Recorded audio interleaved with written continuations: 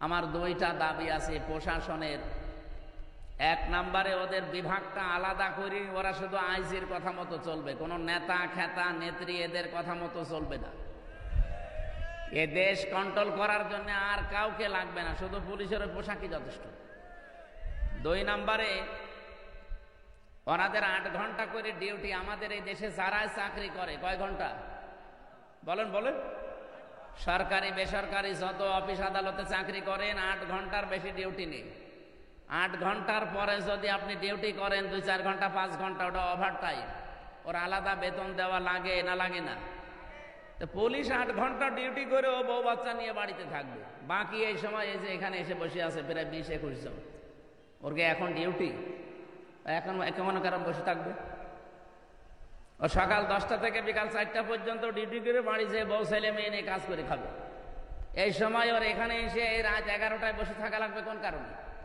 এই আলাদা যে এই 5-7 ঘন্টা এখন যে ওভার টাইম করছে, এর জন্য কি বেতন বাড়া আছে? তো ঘোষ খাবে না, করবে কি? না, আপনারা আবার অন্যদিকে নিয়েন না। তে আমি চাই যে আগামীতে এদের এই ওভার টাইম সেই কয় ঘন্টা হবে, 5 ঘন্টা 7 ঘন্টা 10 ঘন্টা 8 ঘন্টা ডিউটির পরে যেই কয় ঘন্টা ডিউটি করবে ওদের হিসাব করে টাকা দেওয়া লাগবে। প্রশাসনের ভাইরা, আজকে আমি খুলনা রেঞ্জের ডিআইজি সাহেব, যিনি আমাদের এই খুলনা বিভাগের 10টা জেলার দায়িত্বে আছে, ডিআইজি রেজাউল হক হাফিজাহুল্লাহ, আল্লাহর বান্দার সাথে কিছুক্ষণ আগে কথা বলছিলাম। বললাম যে স্যার আপনি কোথায় আছেন? আমি অফিসে আসলাম। এখন অফিস মানে এখন কিসের অফিস? সাতক্ষীরায় ছিলাম, অনুষ্ঠান শেষ করে পৌঁছালাম। তার মানে প্রশাসনের পুলিশের বিশেষ করে দায়িত্ব 24 ঘন্টায়, ওদেরকে 8 ঘন্টা ডিউটি। এই কথা বললেন না? ডিউটি কয় ঘন্টা? 24 ঘন্টা। এরপরও ওদের কোনো দাম নেই। ওই আগস্টের 5 তারিখের আগে যা করে রেখেছে ওই বদনামি চলছে। ওই সময় তো আর পুলিশ ছিল না, ওই সময় আর একটা নাম ছিল, পুলিশ লীগ। কি ছিল? এখন যদি তারা থাকেও খুব কষ্টে আছে। তো বাকি যারা আছে এগুলো তো অন্তত পুলিশ। এই জন্য আমার মনে হয় আমি উপরে আমার যতটুকু আয়ত্ত আছে আমি চেষ্টা চালাবো। আর সামনে যদি আল্লাহ পরিবেশ করে দেয়, আমার 2টা দাবি আছে প্রশাসনের। এক নম্বরে ওদের বিভাগটা আলাদা করে, ওরা শুধু আইজির কথা মতো চলবে, কোনো নেতা খেতা নেত্রী এদের কথা মতো চলবে না। এ দেশ কন্ট্রোল করার জন্য আর কাউকে লাগবে না, শুধু পুলিশের ওই পোশাকই যথেষ্ট। 2 নম্বরে ওনাদের 8 ঘন্টা করে ডিউটি। আমাদের এই দেশে যারা চাকরি করে কয় ঘন্টা বলেন বলেন? সরকারি বেসরকারি যত অফিস আদালতে চাকরি করেন 8 ঘন্টার বেশি ডিউটি নেই। 8 ঘন্টার পরে যদি আপনি ডিউটি করেন 2-4 ঘন্টা 5 ঘন্টা, ওটা ওভার টাইম, ওর আলাদা বেতন দেওয়া লাগে না লাগে না?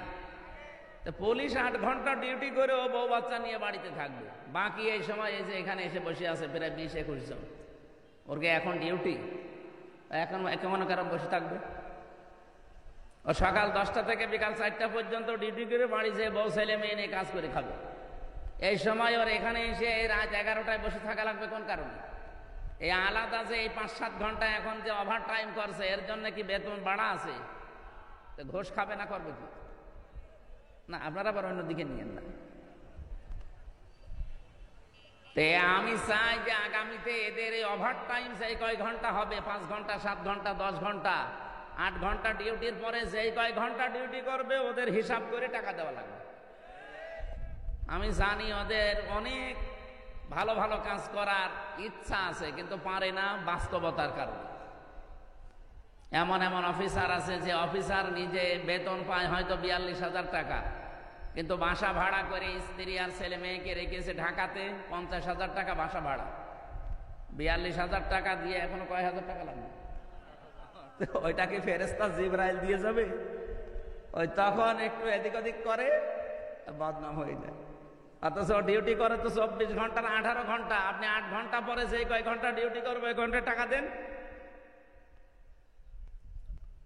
আমি আকিজ গ্রুপে ছিলাম, আকিজ গ্রুপে 8 ঘন্টার পরে যেই কয় ঘন্টা ডিউটি করবেন ওই কয় ঘন্টা ওভার টাইমে টাকা দেওয়া লাগবে তাদের। শুধু বাংলাদেশে প্রশাসনে এই নিয়মটা নেই, আগামী থেকে এটা যদি ইসলাম আসে, কারণ পুলিশ এই বিভাগ চালু করেছিল হযরত ওমর। কে? পুলিশ বিভাগ যেটা আমরা দেখি প্রশাসনে, এই বিভাগটা চালু করেছিল হযরত ওমর রাদিয়াল্লাহু তাআলা আনহু। তারা আজ অবহেলিত এবং মানুষের কাছে গালি নাতি ঝাঁটা খেতে খেতে জীবন শেষ হয়ে গেল। ওরা বাস্তবতায় যেহেতু অনেক থেকে যায়। ডিআইজি সাহেব আমারে বলছিল, আপনি 8 ঘন্টার পরে যতই ওদেরকে, কিছু পুলিশ, সবাই না, কিছু পুলিশকে যদি আপনি একেবারে ওভার টাইমের বেতনও দিয়ে দেন, ও তাও ঘুষ খাবে।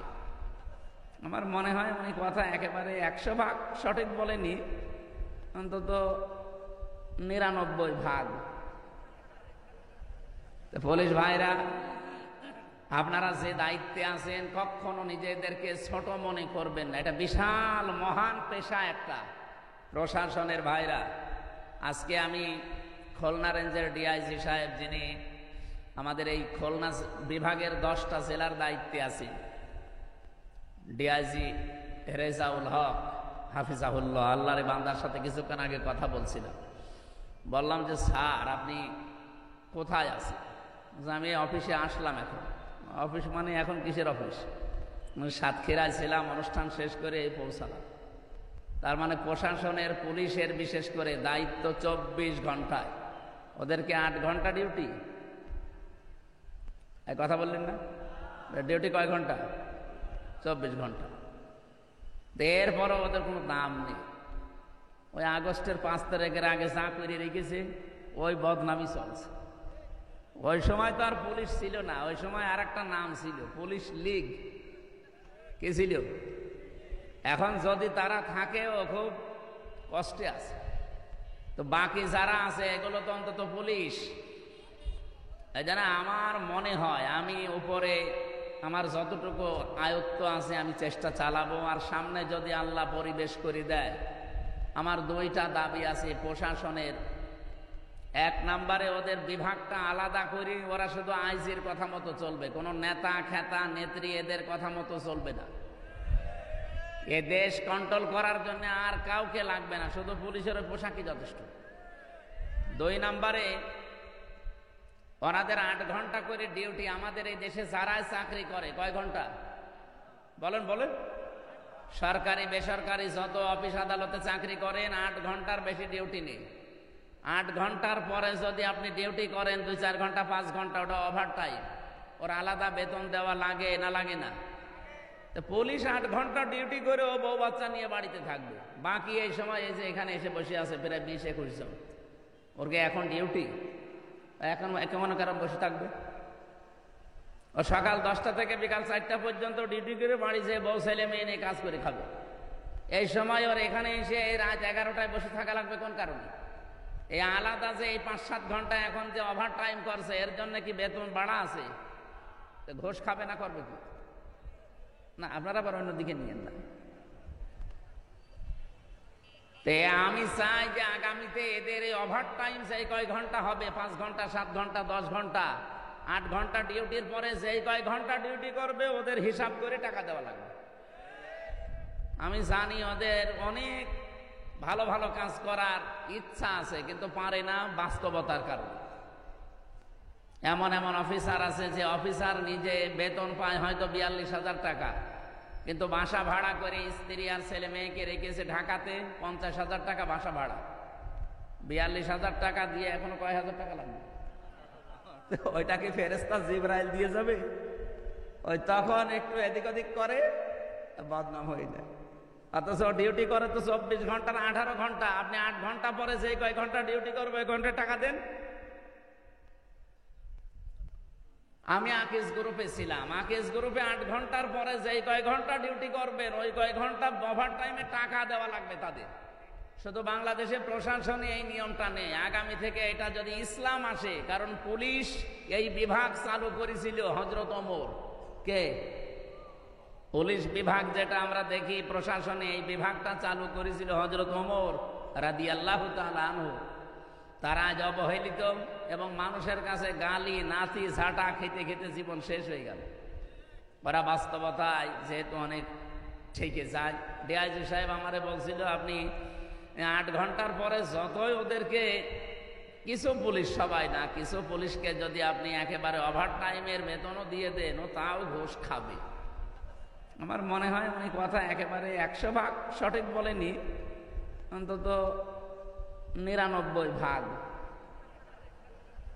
তো পুলিশ ভাইরা, আপনারা যে দায়িত্বে আছেন কখনো নিজেদেরকে ছোট মনে করবেন না। এটা বিশাল মহান পেশা একটা। নবীজি জানিয়েছেন 2টা চোখ জাহান্নামে যাবে না, তার একটা এরা। যারা এই রাতের বেলা মানুষের জান মাল ইজ্জত আবরু হেফাজতের জন্য রাত জেগে পাহারা দেয়, এই মানুষের চোখ আল্লাহ জাহান্নামে দেবে না। সুবহানাল্লাহ বলতে পারেন না? 2 নম্বরে, যারা রাতের বেলা নিজের অপরাধের কথা স্মরণ করে কান্নাকাটি করে। আল্লাহ আমাদেরকে এরকম শুকরগুজারি বান্দা হওয়ার তৌফিক দান করেন, বলেন আমিন। প্রশাসনের যে ভাইগুলো আজকে শৃঙ্খলার দায়িত্বে এসেছেন, সবাইকে নিয়ে আল্লাহর দরবারে শুকরিয়া জানাচ্ছি, বলেন আলহামদুলিল্লাহ। আরো জোরে বলেন আলহামদুলিল্লাহ। দরুদ আর সালাম পাঠ করি আমাদের নবী, মানবতার মহান শিক্ষক মুহাম্মদুর রাসূলুল্লাহ সাল্লাল্লাহু আলাইহি ওয়াসাল্লামের প্রতি। আপনারা জানেন এটা জিলহজ মাসের 12 তারিখ। 4টা মাস আল্লাহর কাছে পবিত্র, আমরা কোরআন থেকে জেনেছি। আল্লাহ রাব্বুল আলামিন জানিয়েছেন, ইন্না ইদ্দাতাশ শুহুরি ইনদাল্লাহি 12 শাহরান ফি কিতাবিল্লাহ ইয়াওমা খালাকাস সামাওয়াতি ওয়াল আরদা মিনহা আরবাআতুন হুরুম ইলা আখির আয়াত। সূরা তাওবার 36 নম্বর আয়াতে এসেছে, অবশ্যই গণনার দিক থেকে আল্লাহর নিকটে মাসের সংখ্যা 12টা। আসমান আর জমিন আল্লাহ যেই দিন তৈরি করেন, ওই দিন 12টা মাসের নাম তার কিতাবে তিনি লিপিবদ্ধ করেছিলেন। কয় মাস? জানুয়ারি, ফেব্রুয়ারি, মার্চ, এপ্রিল, না বৈশাখ, জ্যৈষ্ঠ, আষাঢ়, কি মুহররম, সফর। এই 12টা মাসের 4টা মাস আল্লাহর কাছে একেবারেই পবিত্র। আল্লাহ নিজে বলেন সম্মানিত। তার ভেতরে মুহররম, রজব, জিলকদ, আর এখন চলছে যেটা জিলহজ। ওই জামানায় আমি দেখেছি তাফসিরের ভেতরে কাফেররা পর্যন্ত এই 4টা মাসকে তারা সম্মান দিত। ওদের তো গোষ্ঠীগত দ্বন্দ্ব চলতো সারা বছর, কিন্তু এই 4 মাস আসলে তারা বলতো না, এটা সম্মানিত মাস, এই জিলহজ মাস, এটা সম্মান দেওয়া লাগবে। সুতরাং মারামারি, গন্ডগোল, কেস কাম, মামলা মোকদ্দমা যা আছে আপনার সাথে, এই 4 মাস আর হবে না। এ মাস চলে যাক, আপনাকে আবার আমি দেখে নেব। আপনি বলেন তারা কাফের, তারপরও আল্লাহর এই মাসকে তারা সম্মান দিয়েছে এইভাবে। এ মাস আসলেই তারা মারামারি, গন্ডগোল, মনোমালিন্য সব বন্ধ করে দিত। বাংলার মুসলমানেরা বলেন তো, আমরা কি এই মাসের সম্মান এইভাবেও দিতে পারছি? জিলহজ মাস এসেছে, এখন কি মারামারি এদেশ থেকে বন্ধ হয়ে গেছে? বলেন বলেন। যত রকমের অন্যায় অবৈধ কাজ এবং কি মিথ্যা সাক্ষী দেওয়া, মিথ্যা মামলা দেওয়া, আর একটা নাম বলেই ফেলি, যে চাঁদাবাজি করা, এটা কি এখন বন্ধ হয়ে গেছে? আরে ভাই, জিলহজ মাসে অন্তত তো আপনি একটু বন্ধ করতে পারতেন। কাফেররা এ মাসের সম্মান দিয়ে তারা সব অন্যায় অপরাধ বন্ধ করে দেয়, আর আমরা আজ পর্যন্ত সম্মান দিয়ে এ মাসে অন্যায়গুলো বন্ধ করতে পারি নাই। আপনি কি সম্মান দিচ্ছেন এ মাসকে? এ মাসে এসেছিল আজকে 12 তারিখ, আর মাত্র 18 দিন পরে মাসটা চলেও যাবে, কিন্তু আপনি কি দিলেন? যালিকা ওয়া মান ইউআযযিম শাআইরাল্লাহি ফাইন্নাহা মিন তাকওয়াল কুলুব। আল্লাহ বলেন, এটা আমার বিধান। মানুষের ভেতরে যাদের আল্লাহর ভয় কাজ করে, যাদের অন্তরে তাকওয়া আছে, তারা আমার নিদর্শনগুলোকে সম্মান দেয়। তাহলে এই জিলহজ মাস, এই নিদর্শন কার? এই মাসের সম্মানে 18 দিনে আপনারা আরম্ভ করবেন। যাদের সাথে মামলা মোকদ্দমা চলছে বলবেন, ভাই থাক, এ মাসে বন্ধ, আবার এই মাস চলে গেলে দরকার হয় যদি করা লাগে আবার আরম্ভ করব। পারবেন না বলতে? দেখেন আবার করবে। অনেকের কথাবার্তারা বন্ধ হয়ে আছে। 2 দিন 5 দিন 7 দিন 1 বছর কথা বলে না বিভিন্ন কারণে। আরে ভাই, এটা সম্মানিত মাসকে সম্মান দেওয়া লাগবে। সুতরাং এই মাসে এই সিদ্ধান্তটা নেন যে আমি এখন থেকে আবার কথা আরম্ভ করে দিলাম। যদি ওইরকম পরিবেশ হয় এই মাস চলে গেলে আবার ওর সাথে কথা বন্ধ করে দেব। এই আমলটা আজকে থেকে আরম্ভ করবেন যারা কথা বন্ধ করে দিয়েছেন দুনিয়ার কোনো কারণে। হ্যাঁ, আখেরাতের কোনো কারণ ওটা আলাদা, কিন্তু দুনিয়ার সাথে রিলেটেড কোনো বিষয় এর কারণে যদি আপনি সম্পর্ক নষ্ট করে কথা বন্ধ করে দেন, মুরগিতে ধান খেয়েছে এই জন্য কথা বলে না, এরকম মানুষ নেই? এরকম কোন বিষয়ে যদি আপনি কথা বন্ধ করে 3 দিনের ভেতরে মারা যান, আপনি বেঈমান হয়ে মরবেন। 3 দিন কথা না, 10 দিন 15 দিন 1 মাস কথা বন্ধ হয়ে আছে, এরকম মানুষ এখানে বসে আছে। এই কথা বলেন না কেন? এরকম মানুষ একজন হাত তোলেন তো। 3 দিনের বেশি কথা বন্ধ হয়ে আছে অন্যের সাথে, হাত তোলেন তো। আপনার কি কি আপনার কি সমস্যা কি? এদিকে তাকান।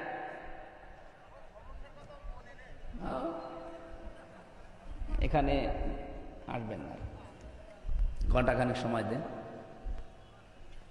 এই যে একটা নিষিদ্ধ কাজ, এটা এই কাজটা আমাদের ভেতরে চলছে, অথচ এ মাস পবিত্র মাস চলেও যাচ্ছে। কাফেররা এ মাসকে সম্মান দিয়ে অবৈধ কাজ বন্ধ করে দিত, আর আমরা এ মাসের সম্মান দিয়ে অবৈধ কাজ আরো বেশি করি। নবীজির হাদিস হচ্ছে মানিদ দাআ আন আবি যাররিন রাদিয়াল্লাহু তাআলা আনহু قال قال النبي صلى الله عليه وسلم মানিদ দাআ মা লাইসা লাহু ফালাইসা মিন্না ওয়ালিয়াতাবাওয়া মাকআদাহু মিনান নার। রাহু মুসলিম। বিশ্ব নবী জানিয়েছেন, কোন ব্যক্তি যদি এমন জিনিসের দাবি নিজে করে যে জিনিসের মালিক সে না, আমি আল্লাহর নবী বললাম 2টা ক্ষতি তার জীবনে হবে। 1 নম্বরে ফালাইসা মিন্না, ওই দিন থেকে ও আমার উম্মত আর নেই। এদিকে তাকান। 2 নম্বরে বলে ইয়াতাবাওয়া মাকআদাহু মিনান নার, সে যেন জাহান্নামে নিজের একটা স্থান তৈরি করে নিল। ও যশোরবাসী, এ খুলনা বিভাগের 10টা জেলায় থাকলে আমার মনে হয় আমি বাড়ির ভেতরে আছি। বাড়ির লোককে যেভাবে আমি ভালোবাসি, পছন্দ করি, আপনাদের এই 10টা জেলার মানুষও আমার কাছে ওই রকমই। এই জন্য বড় ভালোবাসা নিয়ে বলছি, যে জিনিস আপনার না, ওই জিনিস যদি নিজের আয়ত্তে নিয়ে নেন, দাবি করেন, জোর জবরদস্তি করে, দখল করে, চাঁদাবাজি করে নিজের আয়ত্তে নিয়ে নেন, ওটা এখনই ফেরত দেবেন।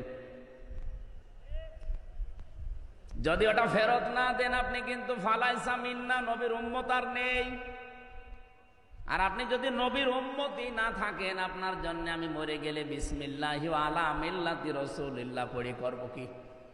যে আল্লাহর নামে রসুলের দলে তুলে দিয়ে গেলাম, আপনি তো রসুলের দলে নেই। এই কথা বলেন না কেন? এই জন্য যারা অন্যের জিনিস নিয়েছেন আগস্টের 5 তারিখের পরে এগুলারও বেশি আরম্ভ হয়েছে।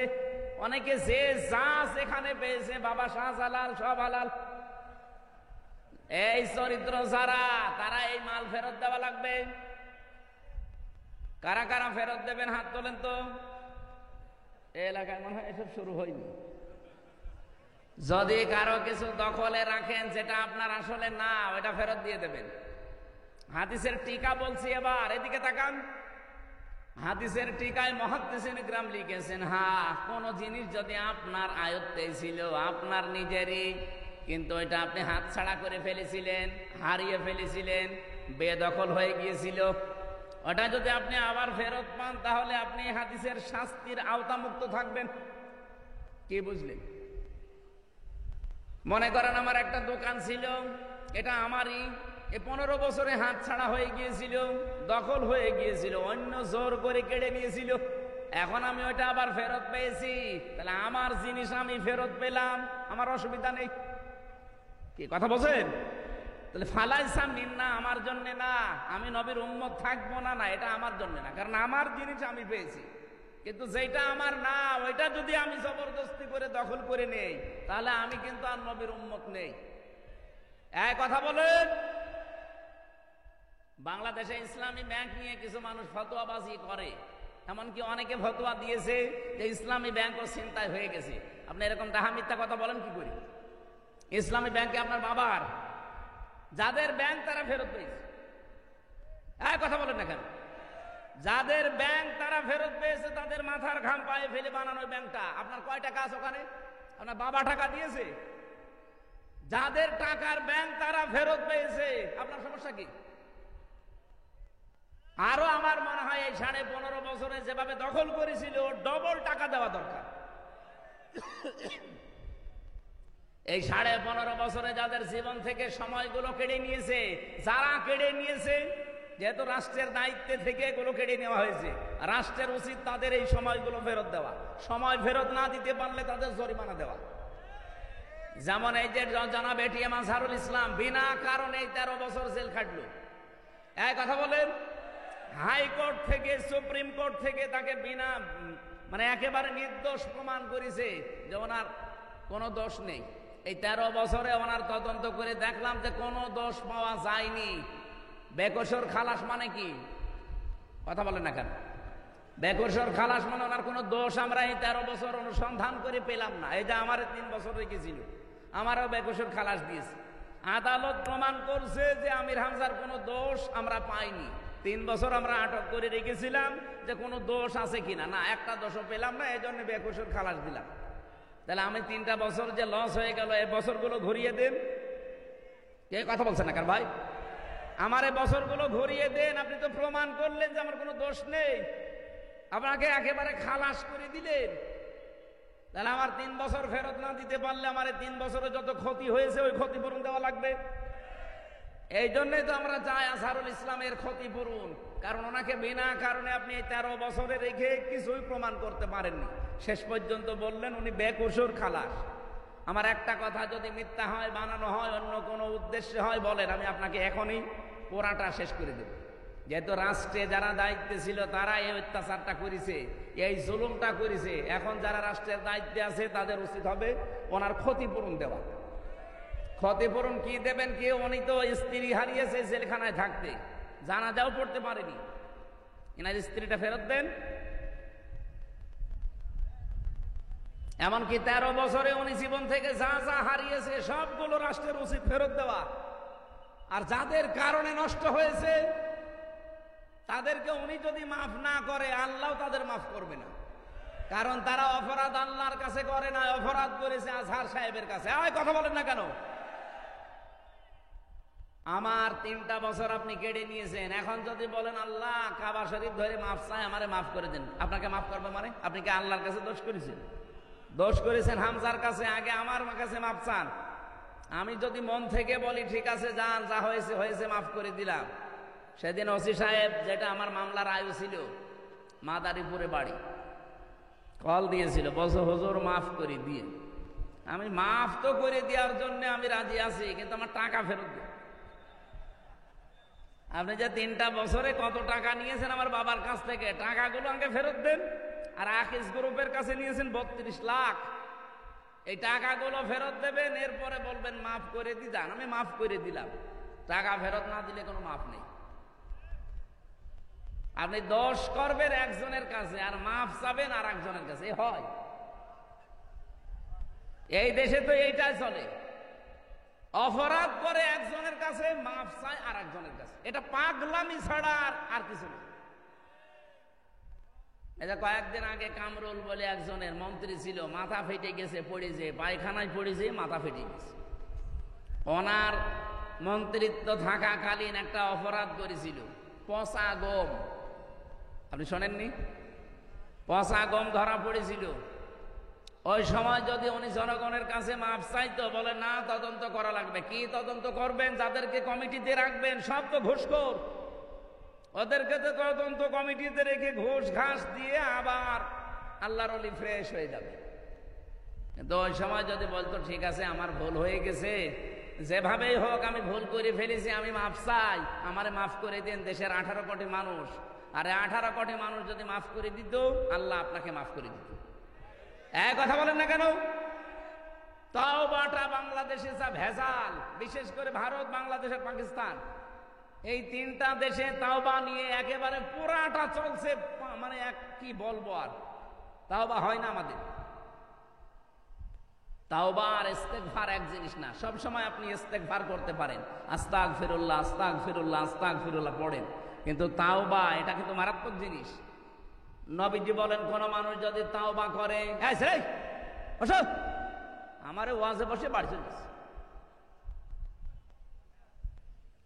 11টার আগে একটা লোক উঠবেন না। নবীজি বলেন 1 নম্বরে কোন মানুষ যদি তাওবা করতে চায় সে যেন বলে আমি অপরাধী। আমি কি বলেন বলেন? এখন এই অপরাধী বলবেন কার কাছে? না না, এই তো ভেজাল এই জায়গায়। তো কিছু হলে কাবা শরীফে চলে যাচ্ছে, গিলাপ ধরে কান্নাকাটি করছে। অপরাধী যারা, তারা অপরাধ স্বীকার করবে, তার কাছে অপরাধ করেছে যার কাছে। আরো আসতে বলেন। এই 15.5 বছরে যারা দায়িত্বে ছিল তারা অপরাধ করেছে না করেনি? আপনার কাছে যদি নাও করে, আমার কাছে করেছে, কারণ আমার এখন 33 বছর বয়স। 18 বছর থেকে আমি ভোট দিতে যদি আরম্ভ করতাম 3 বার ভোট দিতে পারতাম। 18 থেকে 33 কত হয়? 15 বছরে 3 বার ভোট হয়। আমি 3 বার ভোট দিতে পারতাম, একবারও পারি নাই। তা আমার এই অধিকারটা যে আপনি নষ্ট করলেন, আমার হক যে আপনি মেরে খেলেন, আর এখন যদি আপনি বলেন আল্লাহ আমারে মাফ করে দেন, আপনার মাফ হবে কি করে? আপনি তো আর আল্লাহর কাছে দোষ করেননি, আপনি ভোট মেরেছেন হামজার। বলেন। ভেতরে থাকাকালীন একটা ওসি ছিল আমার সাথে, 8 বছর তার জেল। উনি একদিন আমার কাছে এসে বলছে, হুজুর আমি একটা তাওবা করেছি, দেখেন তো আমার তওবা হয়েছে কিনা। কি তওবা? যেই যে নির্বাচন গেল, রাত 12টার পর থেকে আমার দল লোকজন নিয়ে আমি ভোট কাটা আরম্ভ করলাম। বাক্সগুলো ভর্তি করে জায়গা মতো পাঠিয়ে দিলাম। ফজরের আজান হওয়ার পরে আমরা সবাই ওযু করলাম, গোসল করলাম, পাক পবিত্র হয়ে 2 রাকাত তাওবার নামাজ পড়লাম। এরপরে বললাম আস্তাগফিরুল্লাহ, আমার এই তাওবা হয়েছে না। এটা ইয়ার কি হয়েছে? কারণ আপনি তাওবা করছেন আল্লাহর কাছে, আপনাকে দোষ আল্লাহর কাছে করেছেন। আল্লাহ ভোট দেবে? যাদের ভোট গুলো কেটে কেটে বাক্স ভর্তি করে পাঠিয়ে দিলেন, এই মানুষগুলোর কাছে আগে মাফ চাওয়া লাগবে। কারণ অপরাধ যার কাছে স্বীকার করবেন।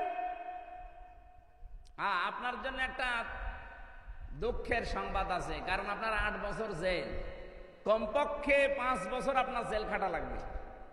কারণ যে 9 মাসে বছর, তো 5.5 বছর আপনাকে জেল খাটার পরে যখন আপনি বাইরে যাবেন, যে দেখবেন বহু হামজা মরে গেছে। কি কথা বলেন কেন? কত হামজাকে আপনি পাবেন না, কত হামজার বউকে পাবেন না, তারা অলরেডি মরে গেছে। আপনি তাদের কাছে মাফ চাবেন কি করে? বলেন, এই 15.5 বছরে কত মানুষ ভোট না দিয়ে তার এই অধিকার, এটা অধিকার না? এই অধিকারটা আপনি না দেখাতে পেরে মরে গেলেন। যারা এই অবৈধভাবে ক্ষমতায় ছিলেন, এটা তো অবৈধভাবেই থাকা, কারণ আমি নিজে বলছি আমারটা আপনি নেননি, আপনি অবৈধ।